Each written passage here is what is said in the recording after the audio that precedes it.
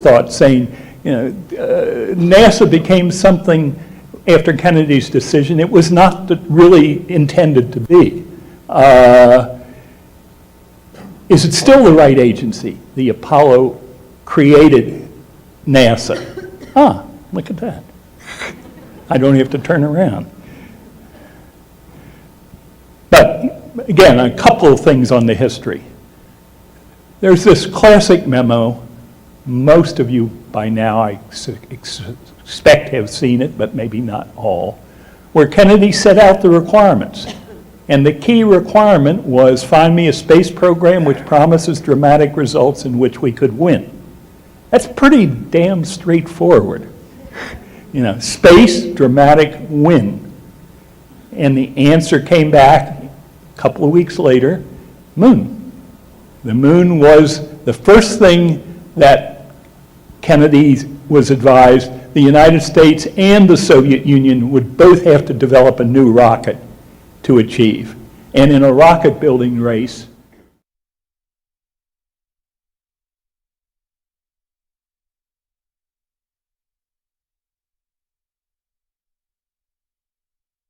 the Soviet N-1 never worked.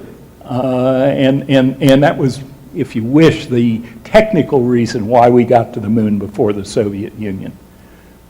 You don't see anything about exploration, about vision, about inspiration. It was really a geopolitical contest. Some of you in here are old enough to remember the Cold War and the zero-sum characteristics of the Cold War.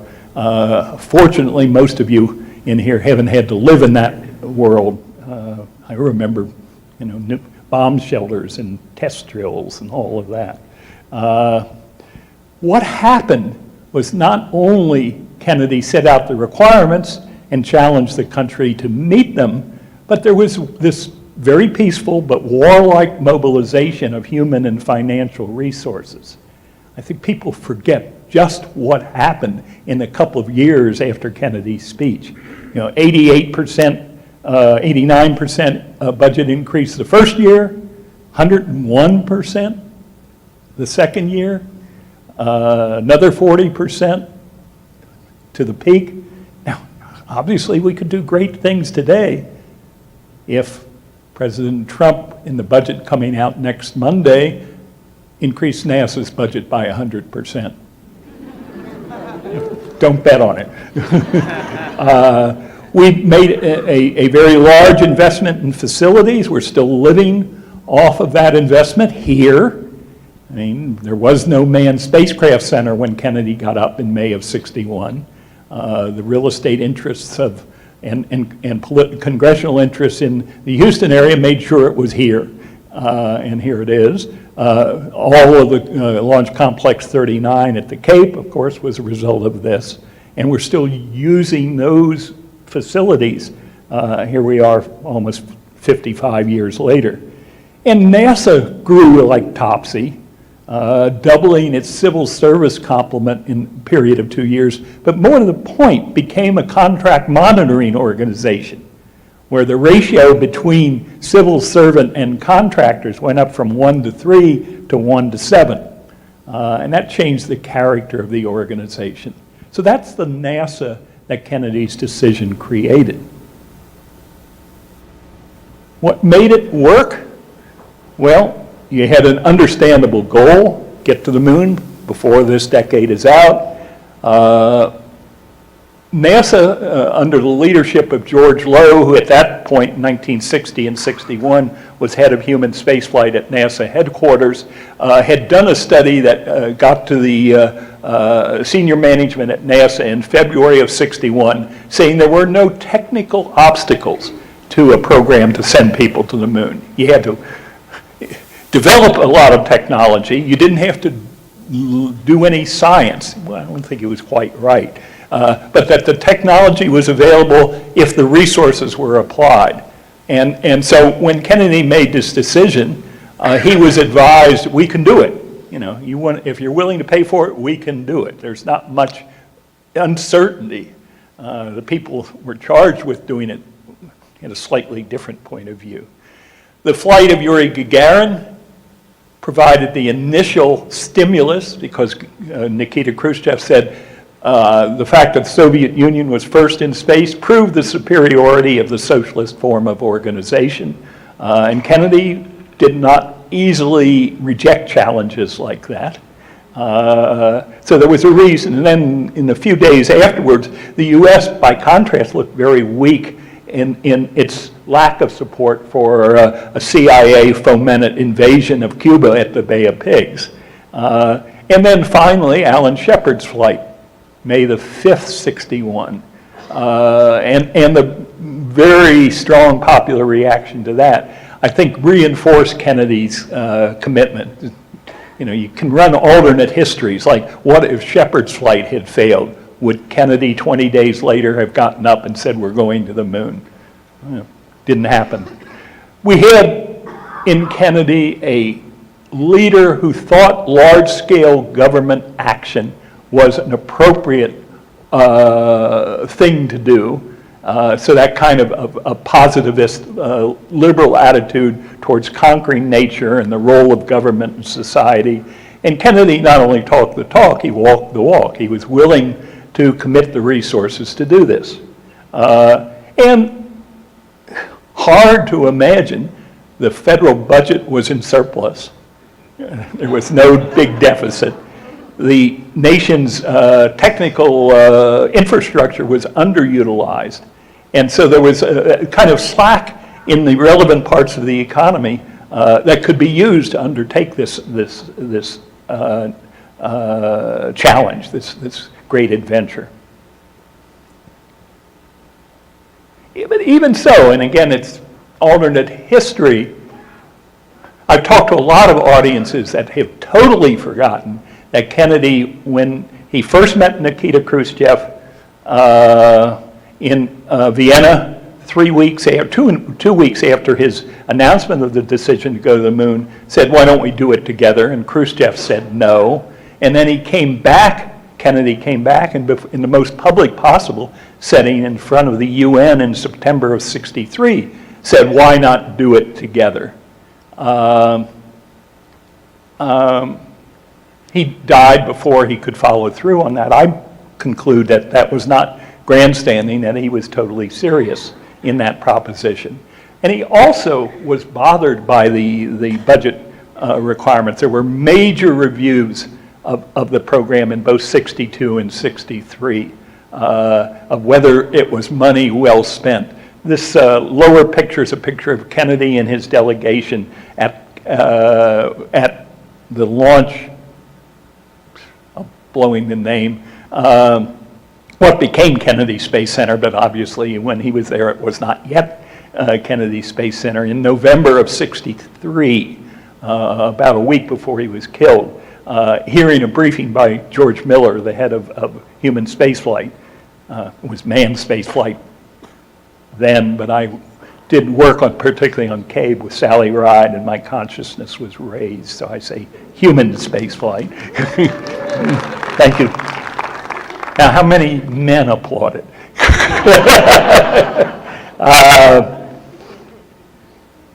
What would Kennedy have done if he had lived? It's an interesting question. Would he have turned off the clock? By 66 or 67, we had a pretty good idea through our intelligence satellites that the Soviet Union was building a big rocket, but not on a pace to get to the moon by the end of the decade. That it would be 71 or 72 was the intelligence estimate of the Soviet Union's ability to launch a lunar landing mission.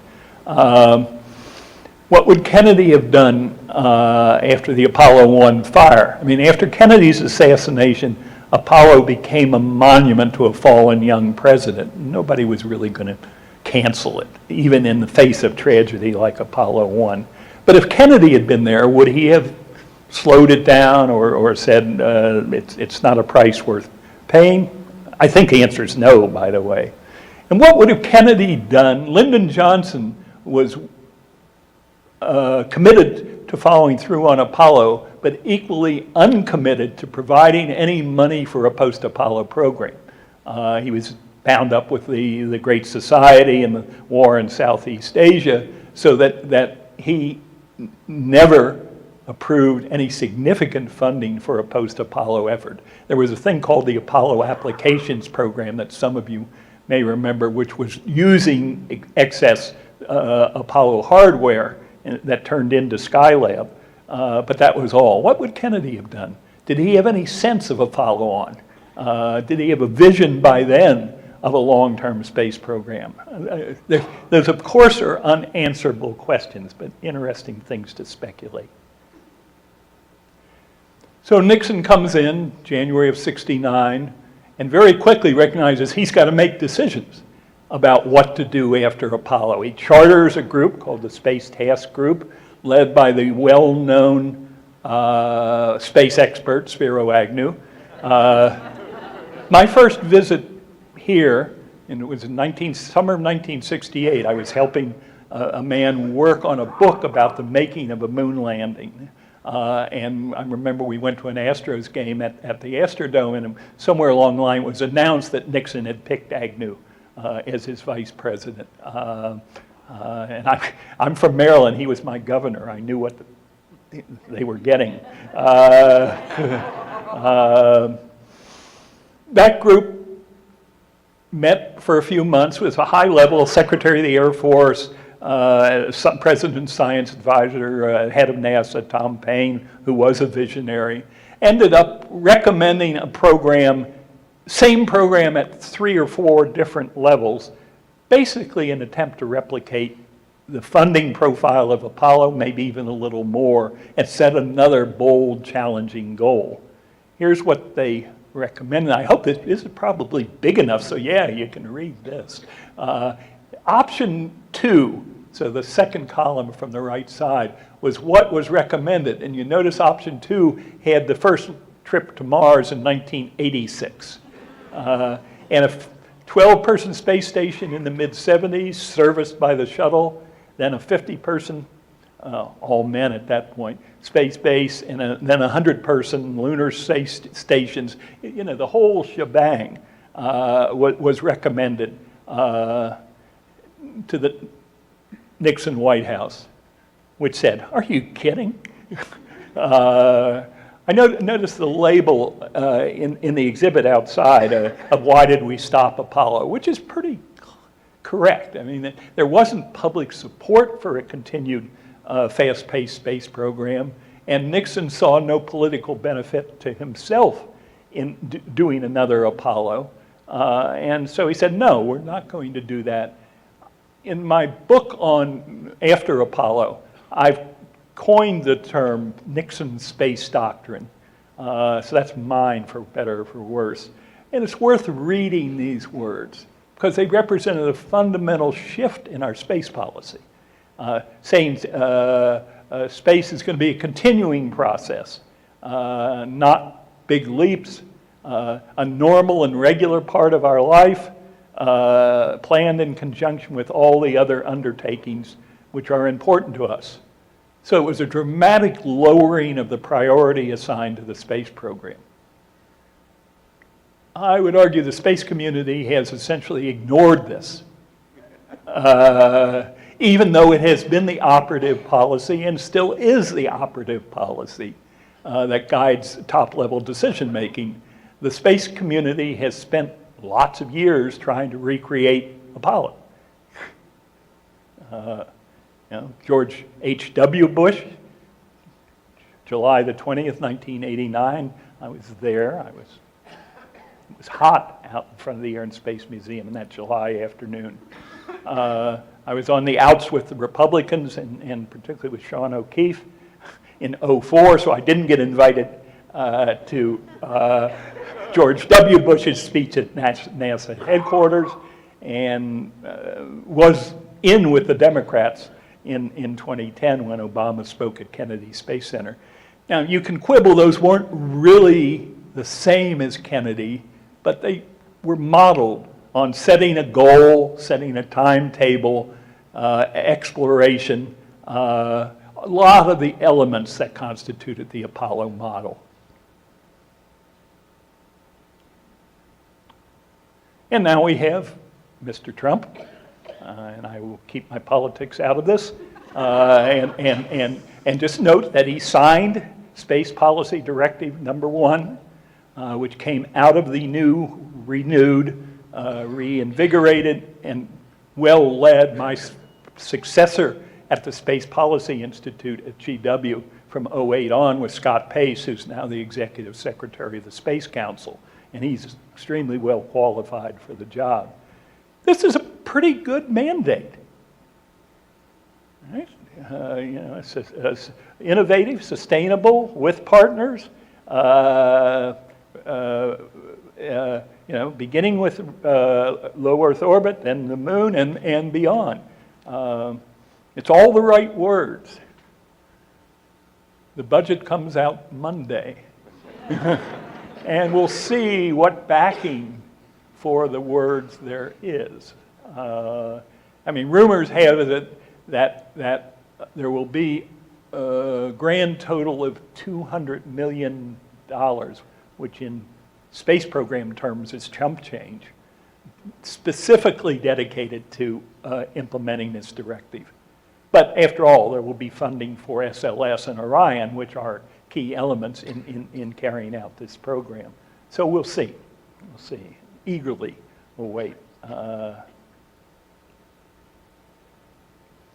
So the question really I'm asking myself is this all trying to replicate Apollo 50 plus years later, a dead end?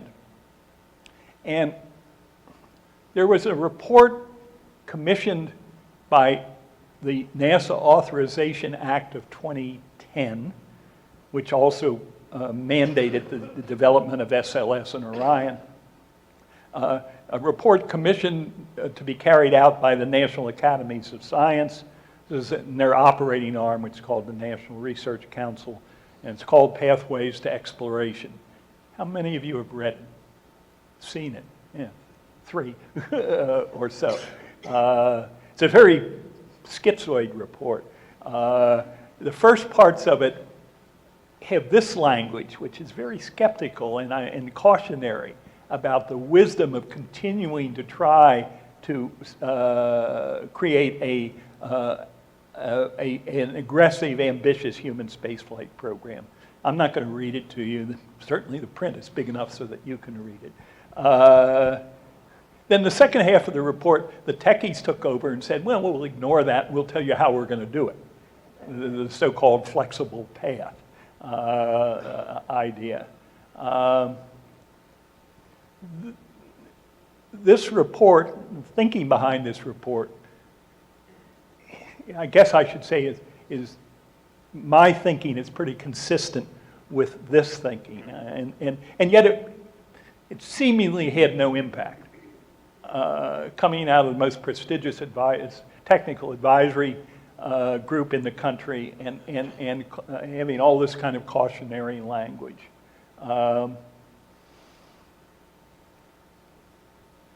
Why? Because I think we still have the romantic in a positive way, idea of what the space program should be about. That was created by Kennedy's decision to go to the moon and by the success of that decision in actually doing it. We're celebrating, we will celebrate. I mean, after all, we did something great in the 60s. I hope none of these remarks are taken as diminishing the accomplishment of Apollo at all. It was something remarkable. My first launch was Apollo 11, and there's nothing going to be better than that because I'm not going to live to see people head off to Mars unless Elon is right. We'll see. So keep these words in mind. You know, and you by now all know these graphs, but there's 30 plus years of NASA's budget being roughly the same share of the overall federal budget. And that represents a priority decision. I think that realistically, president after president has said, this is about how much I'm going to spend on NASA. It's still a lot of money, by the way. It's more than the civilian space budgets of the rest of the world combined. So you can't exactly poor mouth it. But it's not enough money to do Apollo, an Apollo-like undertaking. Whether it's enough to sustain a long-term program of exploration is one of the things I hope we can talk about in the Q&A session. And it's consistent over time. I mean, the federal budget goes up with all these curves between 2000 and 2014. NASA's budget stays close, adjusted for inflation, to where it is. And that's, to me, the reasonable expectation of future NASA budgets. I've never taken a formal history course in my life, and people say I'm a historian, but I guess I'm an observer. To me, this observation of charts like this tell me that hoping next year will be a better year is a false hope. So what are the alternatives to another Apollo? What did I say here?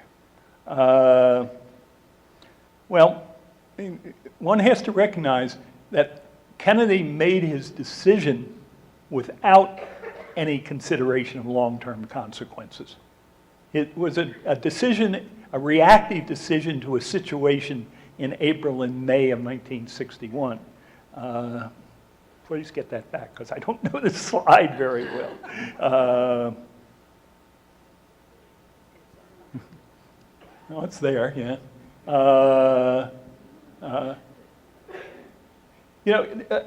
Kennedy didn't intend what he proposed to be a model for the future.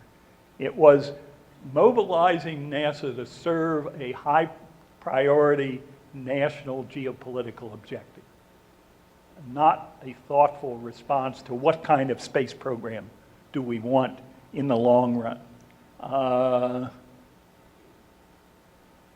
We've defined success as a goal, schedule, exploration.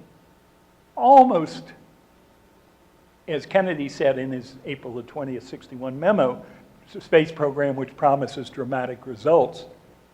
And the element of winning, of leadership, has been a central theme in all those years. Is that still the right model? We've been trying for half a century to find a program that fits the model, that's doable, and there have been a series of failures to do that. Meanwhile, the space program has moved forward, 135 shuttle missions, a orbiting laboratory permanently inhabited since 2000, 18 years, where a human has been living in space on a constant basis, all kinds of both tangible and intangible results for the society, all without a goal, without a dramatic program, but a program that produces useful results for society. Maybe that's enough. Although I bet there are very few people in this room that would be satisfied with that and say, well, we're never going to explore, we're never going to go beyond low Earth orbit. I'm not satisfied with that, but I'm a product of Apollo. Maybe we can redefine success for NASA as being an organization that pursues not dramatic long-range exploratory goals, but something else. And one something else is what was spelled out for NASA in the 1958 Space Act. And I'll give you a couple of minutes to read. It's a pretty good set of goals.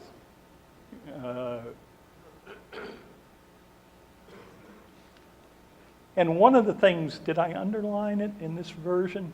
No, in goal number 5, it says the preservation of the role of the United States as a leader, not the leader. And this push for leadership. And I was at the first Space Council meeting in October of this year where Vice President Pence said over and over again, we're going to be the leader. We're going to reestablish our leadership. Leadership is the driving motivation. So Think about a NASA optimized to seek these goals. What it would look like in the context of 21st century space realities, with all the rapidly expanding private sector activities. Not only SpaceX and Blue Origin, but all the smaller and less high-profile companies that want to get involved. Mainly in this country, it's interesting that the private sector in other countries around the world is not have the entrepreneurial spirit that seems to motivate the space community here. But many more countries are active in space. Yeah, we even have the United Arab Emirates planning missions to Mars.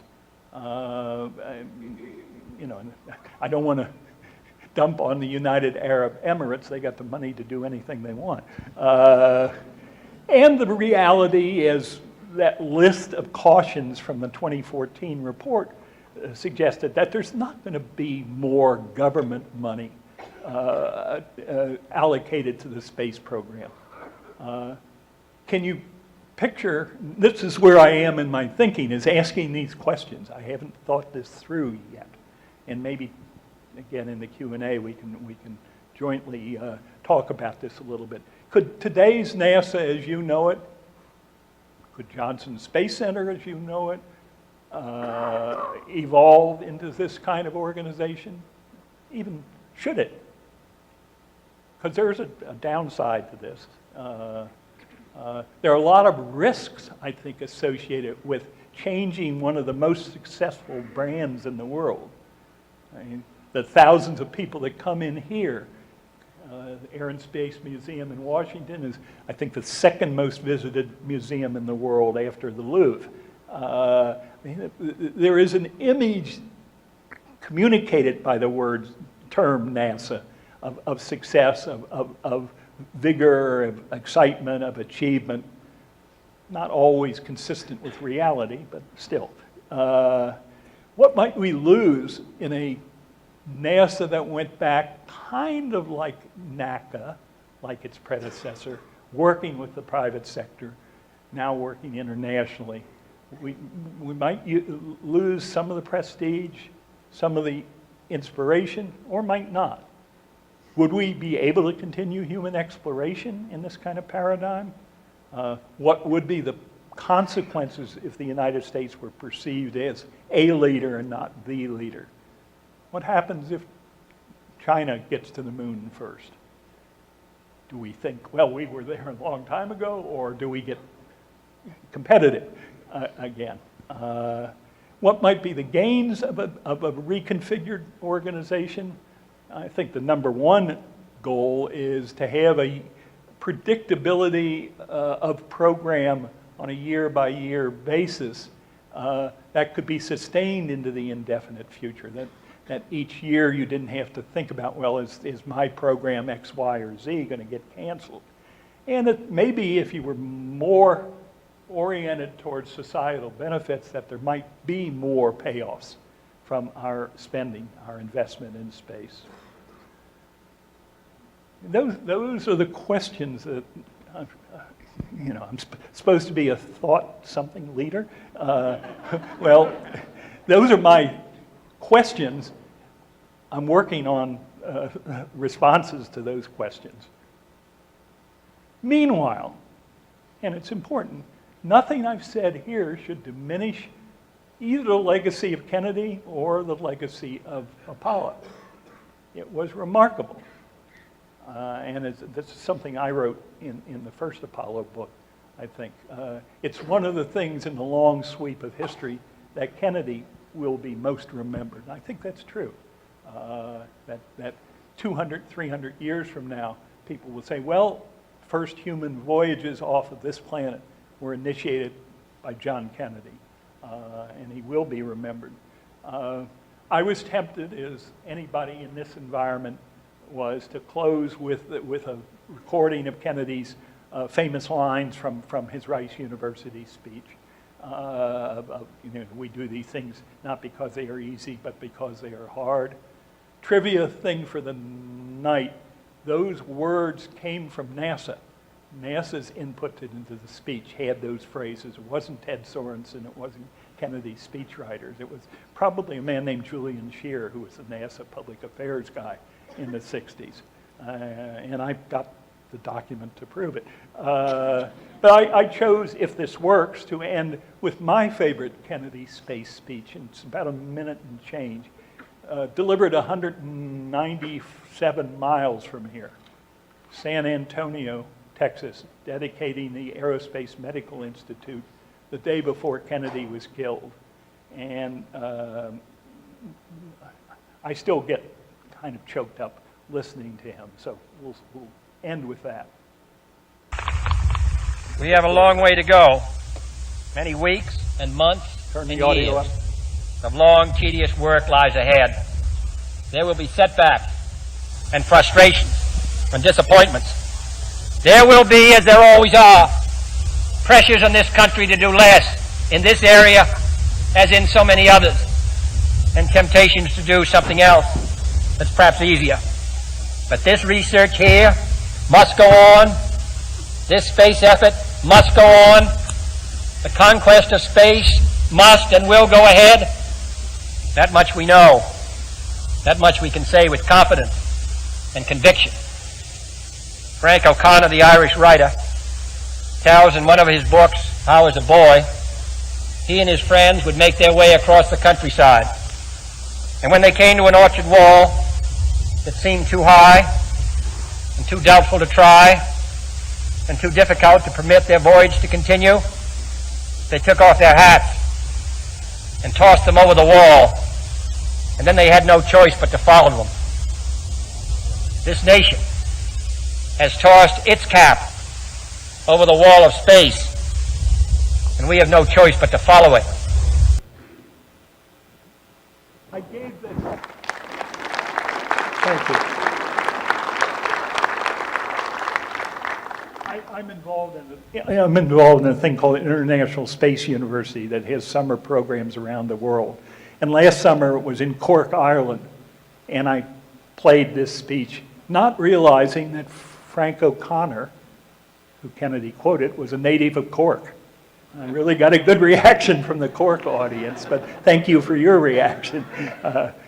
I'm done, but I'm eager to hear what kind of reactions and questions and comments you have. Tracy, you want to run that? Or? Sure. Thank you.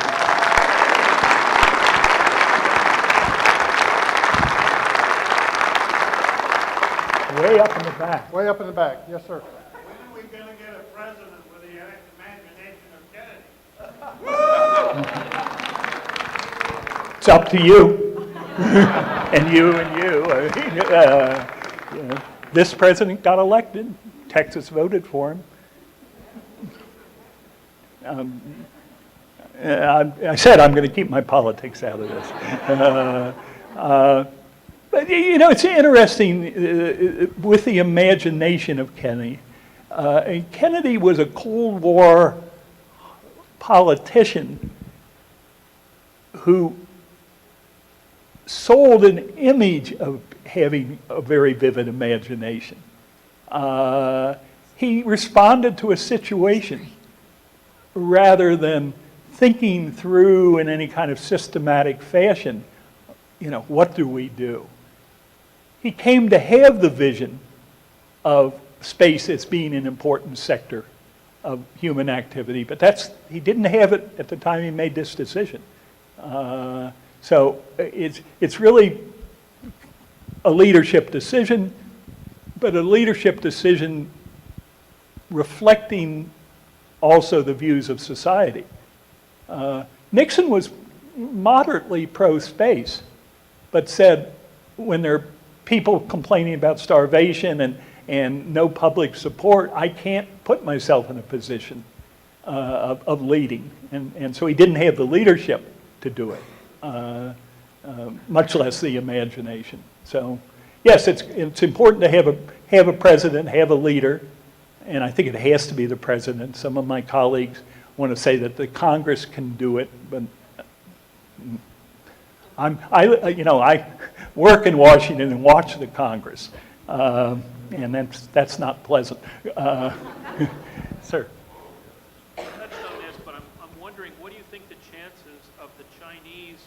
providing the geopolitical motivation for us to compete? They're a little bit more the tortoise than the hare, but Yeah, the question I'll repeat so everybody can hear it. You know, what are the chances of the Chinese providing the action-forcing stimulus, to use my words, of bringing us back into active competition? Mike Griffin, when he was NASA administrator, tried to play the China card, and it fell flat. The Chinese weren't doing much at that point that was publicly known. And the Chinese, by the way, have done exactly what they say they're going to do. They set out a series of 5-year plans starting in 1992. 92, they said, our first human flight will be around 2003, and it was. And their current plans say that they anticipate missions to the moon after 2030. And there's no sign that they're deviating in any accelerated way from a program. So basically, I don't think we could wait for them. I think this time around, we're going to come out of our own motivations rather than a direct competitive race.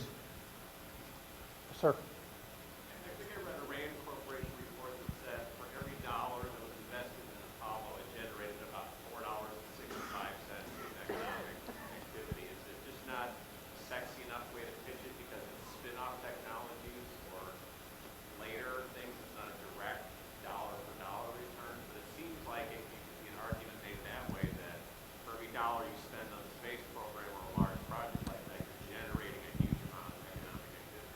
Well, one of your Houston colleagues called George H.W. Bush called it voodoo economics. And there is an element of the macroeconomic analysis of the economic return. It's not spin-off, by the way. It's pushing technological frontiers in ways that generate innovation and progress in the economy, not Tempur-Pedic mattresses. That's the one successful economic spin-off from, well, there are actually many more, but Tempur-Pedic is one of them. The thing that's, you know, this is an argument made by space advocates, not by independent economists. The real argument would be, what's the relative benefit of spending on space compared to other ways of stimulating innovation? And that study has really never been done. The space community doesn't want it to be done because they don't know what the results would be. So, I mean, it's clearly one of the reasons that we continue a large-scale space program. But I don't think it's enough to sustain the program over the long run, because there probably be better ways. If all you want is technological innovation having nothing to do with space. Well, I want the inspiration to provide. Well, sure, but you cited an economic payoff. That's what I'm responding to. Yeah, there are a whole basket of reasons to have a space program: inspiration, prestige, economic stimulus. And I think they add up in toto to enough to sustain a program at its current or maybe a little accelerated level over the long run.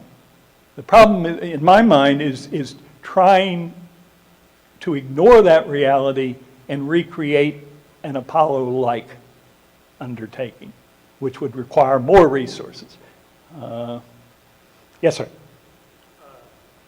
an old Apollo guy, and a lot of us here tonight, I'm not speaking for them, only my own opinion, but I can guarantee you there's quite a few that have my same opinion. It is that in the next X years, maybe 20 to 30, the human exploration of space is probably not going anywhere, and it's going to be replaced, maybe forever, not forever, a long time by android robotics and artificial intelligence. What are your thoughts? Yeah.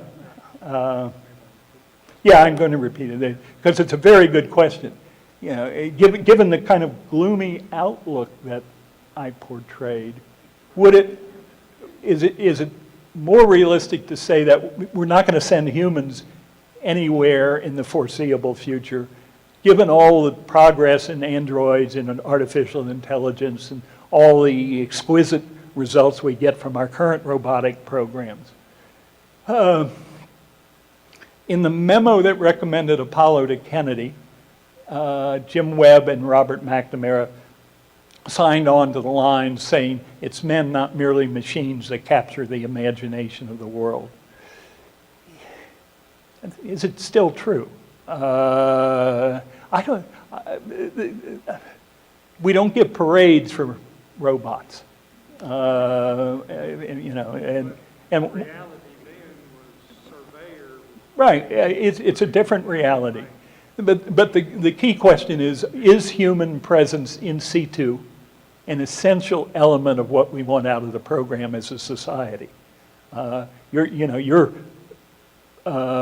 portrayal is that not for the immediate future.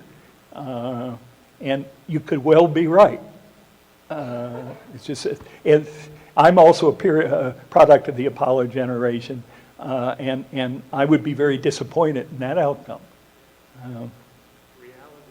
Reality bites. I mean, yes, sir. So the organization in the 60s for Apollo was a quite different organization than NASA today. And there was much more innovation, much more youthfulness, and less bureaucracy than what we find in the NASA today. And you're not speaking to that difference. It's not just a charge to go forward, it's the organizational structure difference as well. Am I off on Yeah. that? The question is, today's NASA is not Apollo era NASA. The organization, as many of its critics have said, has become bureaucratized, has become aged. People still want to go to work for NASA, although they more want to go to work for SpaceX. That's the subtext of my talk, basically, is can this NASA, as it exists today, get transformed into something not like Apollo again, but like an organization that works well in the 21st century? And that's a tough question. There have been a lot of people thinking about it. No great answers. And that's the kind of stuff I'm trying to work through, and I hope you all will work through. Lady in back of you. Yeah. My understanding is that there was a viable commercial proposal to take over the commercial operation of the shuttle program. Do you have information about that? Do you know why it wasn't public? Do you know why it wasn't accepted by NASA or the Obama administration? Well, you're talking about a different proposal than the one I was going to respond to. In the 80s, there were entrepreneurs and established, the guy that ran Rockwell, Al Rockwell, wanted to either buy a shuttle, build one with private money, take over the marketing of all the shuttles and management of all of them. And those were all rejected. One thing that, at least before Challenger, was that the shuttle was launching all our national security payloads, and it would be hard to do that on a commercial basis. Now, I've heard rumors, I guess is the right word, that as the, remember it was George W. Bush that ended the shuttle program, not Barack Obama. In his January 14th, 2004, he said shuttle will fly until the station is assembled and then be retired. The people that were very upset about that, a lot of them live around here, did in fact, I guess, come up with some ideas. Whether they were viable, I haven't seen the proposals, and whether they were realistic in terms of, I remember at the International Astronautical Congress in 2012, so after the shuttle had stopped flying, that the last program manager, John Shannon, said, as we retire the shuttle, it was safer than it's ever been. Well, why was that? There were things that could have been done a lot earlier that weren't done because of resource limitations. It's a sensitive, tender subject in this part of the world of did we end the shuttle program prematurely?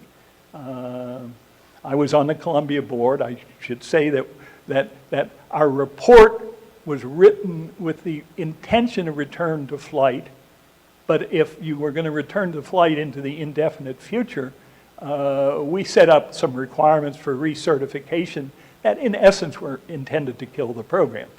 So the feeling on the Columbia board about the long-term flying the shuttle was very mixed, although it was muted in our report. That's kind of a rambling answer, but it's a good question. Over in, yeah.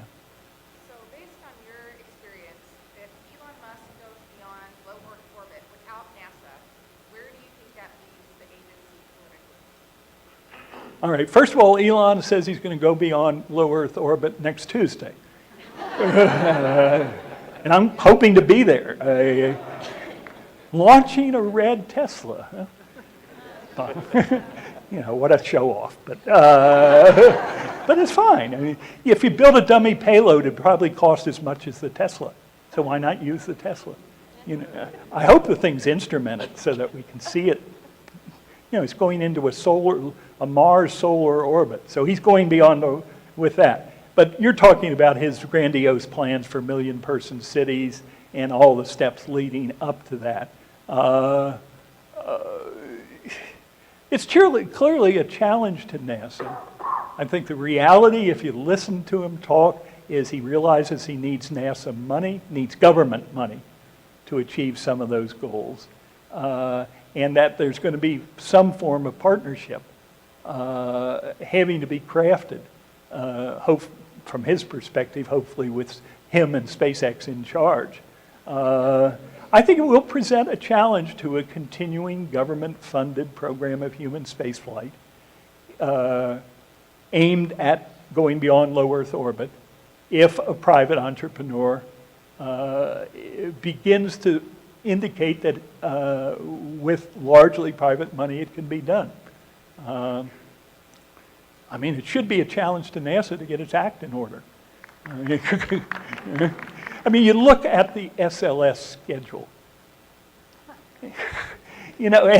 Would any credible person believe, one launch in 2019, now slipping to 2020, and then not another launch for 2 years, and refurbishing the transporter for the second launch, and it's all driven by the lack of adequate resources, and still trying to do grand things. And it's kind of nuts. Yeah, Carl? So it seems like NASA is trying to engage the international partners, sort of to run the same play for exploration beyond low Earth orbit that they ran with the space station program. Do you think that's going to be successful?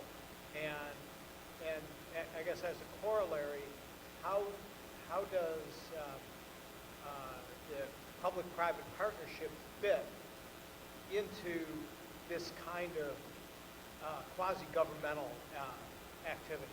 Yeah, good questions, Carl. Carl Waltz, ex-astronaut, in case you don't know him. Coming over here tonight, I ran into, in the place I'm staying, a woman named Kathy Lorini. Kathy is the NASA person on something called the International Space Exploration Coordination Group, which is a group that's been since the early 2005, I think it got started, developing roadmaps for international exploration. And their updated roadmap is due out a week from Friday, either this Friday or a week from Friday. And she says the revision is built around the gateway. And the Deep Space Gateway will have NASA in the lead and international partners. So it's very much the space station model. Tracy said in introducing me that I'm working on a book on Reagan and space, and indeed, about 6 weeks away from finishing the manuscript. And there are 4 chapters devoted to the space station in their decision, and the decision to invite international partners, which was clearly a leadership decision on the, bring them in as junior partners with us so they can't compete with us. I don't think that's going to work again. But that seems to be the model that's being pursued. So whether the partners will sign up for a US-led exploration architecture, on the other hand, we're spending more money than they are, and it may be their only way to get people into deep space.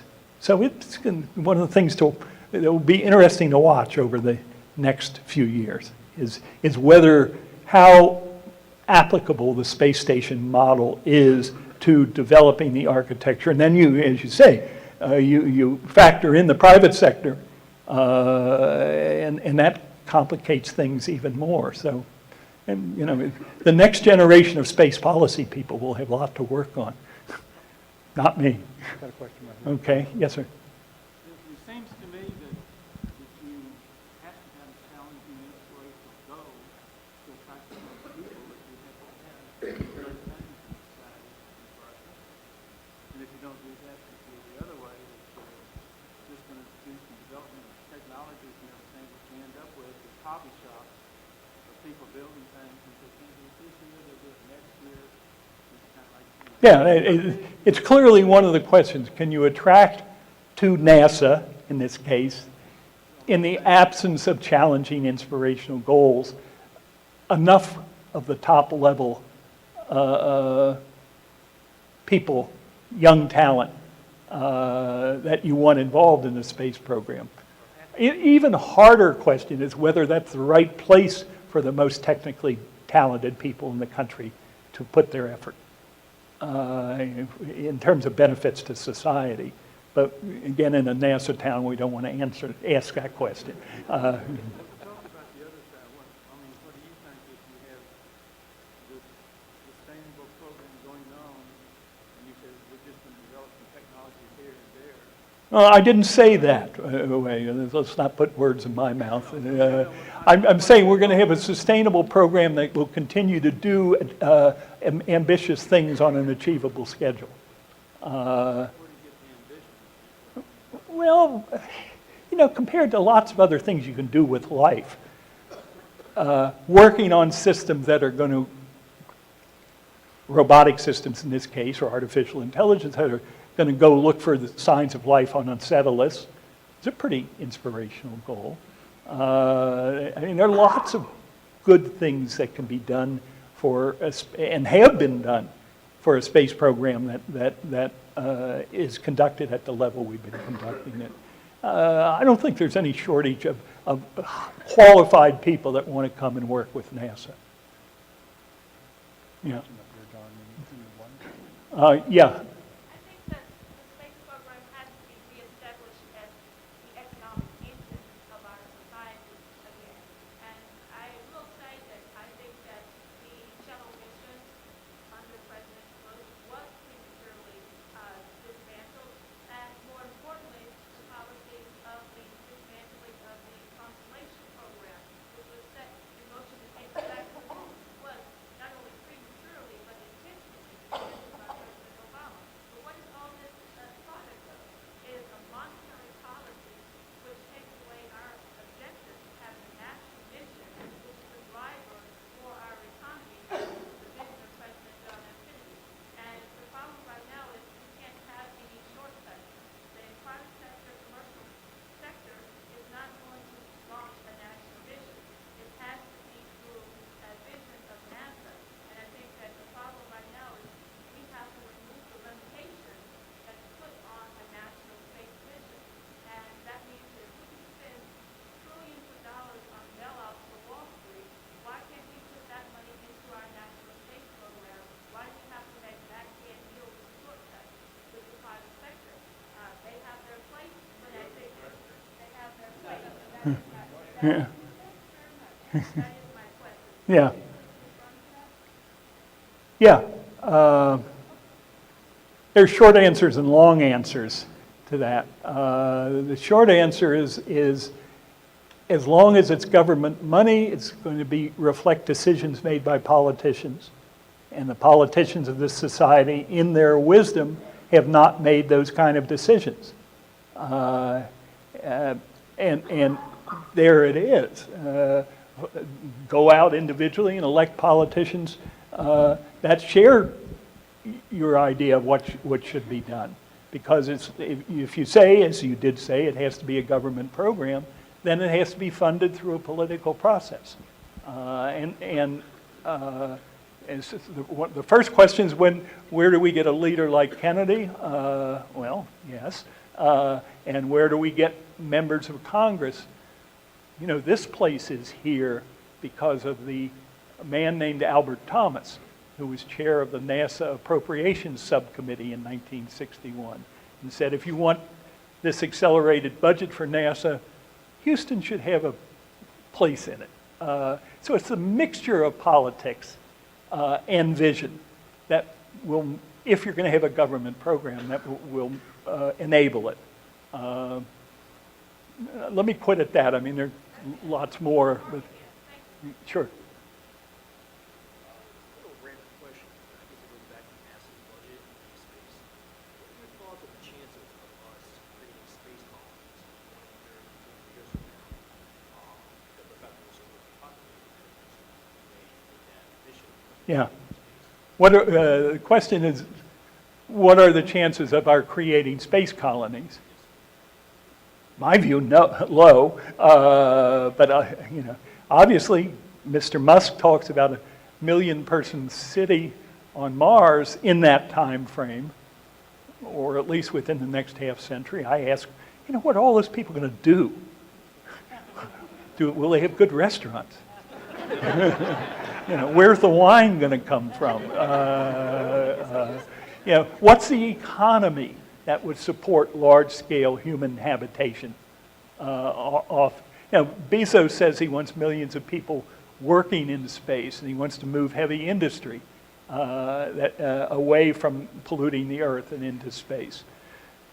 Again, that's a remarkably ambitious image of the future. That will work. I don't like the word colonies, by the way. That has a pejorative. So settlements or habitations or something.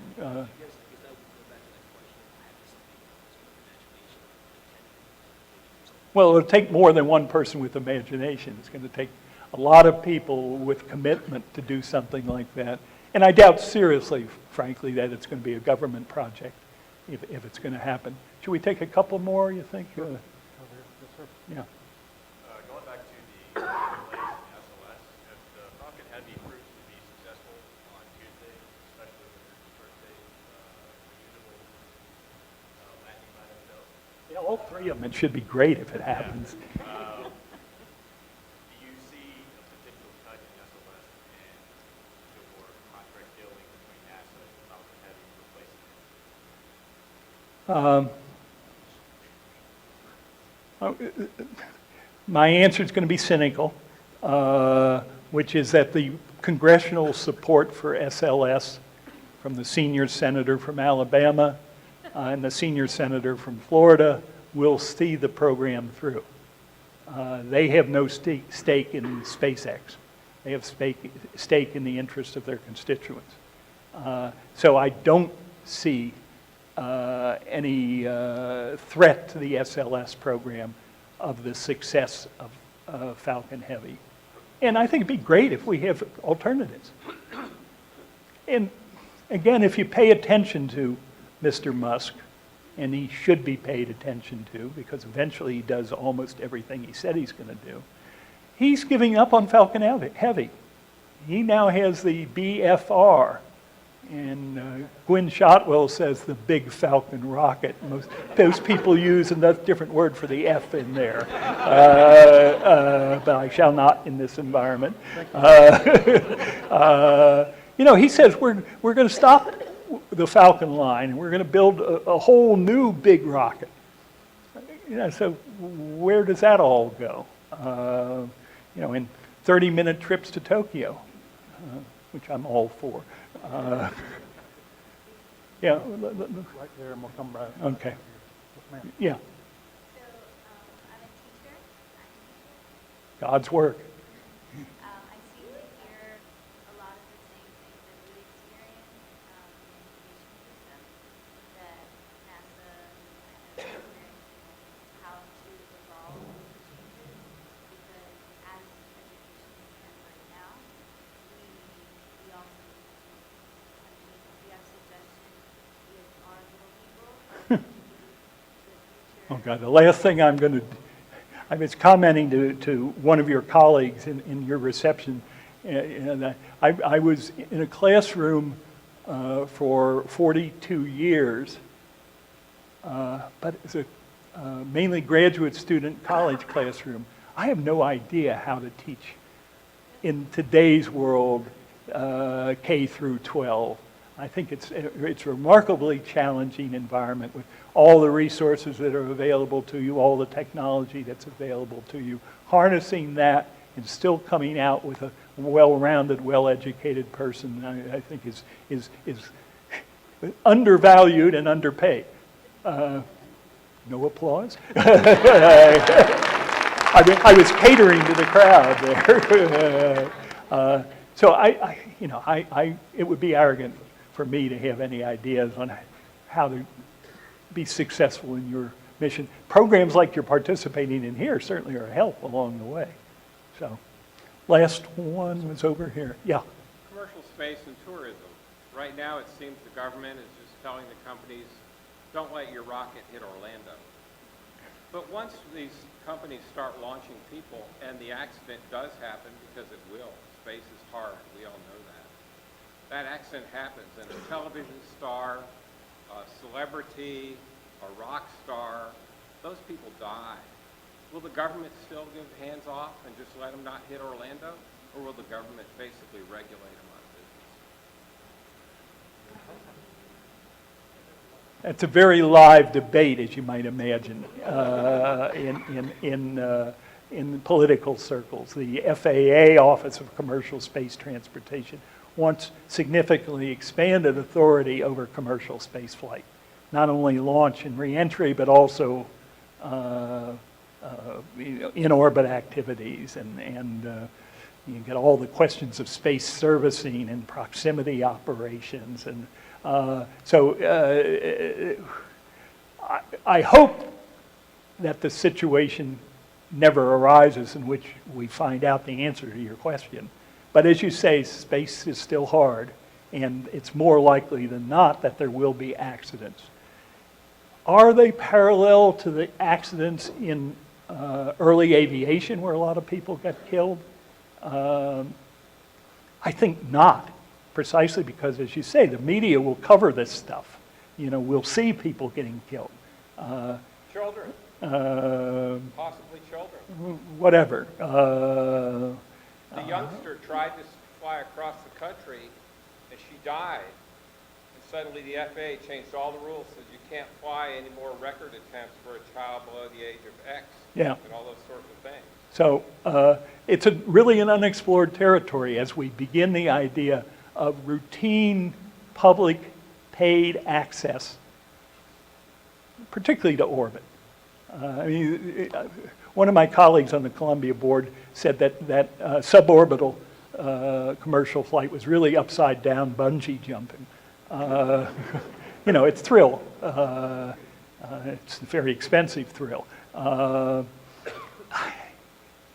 You know, what happens to the term astronaut when millionaire Joe or Mary can buy their own way into orbit?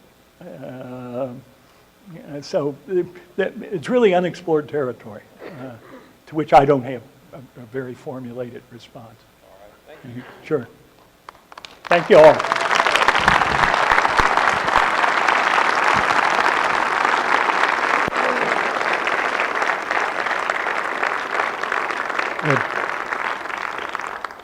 Well, I believe we've given some ideas for thought, stretch our imaginations a little bit, challenge us in some areas, maybe your own thoughts as you leave here this evening, but that's what these types of series are all about, is trying to explore some areas that you may have had a thought in, and you may have agreed with everything. You may have thought, oh, it's a different way of thinking about that. I really haven't thought about it in that way.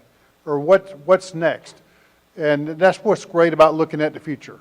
Space exploration and the journey wherever we may go, whether it's human, robotic, or in all the sciences is all combined as a part of that, and the space science and earth science as well.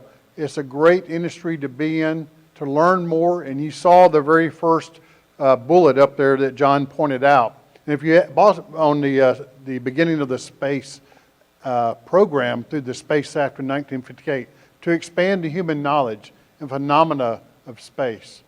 And that's what this is all about, is trying to gather information and to be able to make some plans, to stick with those plans, change over a period of time, and hopefully get to another destination. So thank you all for being here this evening. It's been great to have you here at our center. We look forward to having you for other programs. Again, mark on your calendar, March 16th. We'll have up information on our website very soon about that with Fred Hayes from Apollo 13. Thank you very much.